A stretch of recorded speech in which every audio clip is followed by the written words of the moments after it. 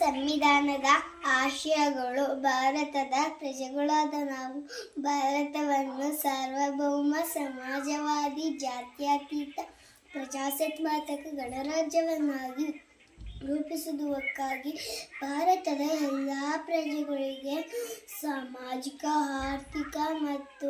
ರಾಜಕೀಯ ನ್ಯಾಯವನ್ನು, ವಿಚಾರ, ಅಭಿವ್ಯಕ್ತಿ, ನಂಬಿಕೆ, ಧರ್ಮ ಮತ್ತು ಉಪಾಸನ ಸ್ಥಾನಮಾನ ಮತ್ತು ಅವಕಾಶಗಳ ಸಮಾನತೆಯನ್ನು ದೊರೆಯುವಂತೆ ಮಾಡಿದ್ದಕ್ಕಾಗಿ ವ್ಯಕ್ತಿ ಗೌರವ, ದೇಶದ ಏಕತೆ ಮತ್ತು ಸಮಗ್ರತೆಗಾಗಿ ಎಲ್ಲರಲ್ಲಿ ಭ್ರಾತೃತ್ವ ಭಾವನೆಯನ್ನು ಮೂಡಿಸುವುದಕ್ಕೆ ದೃಢ ಸಂಕಲ್ಪ ಮಾಡಿ ನಮ್ಮ ಸಂವಿಧಾನ ಸಭೆಯಲ್ಲಿ 1949 ಇಸವಿಯ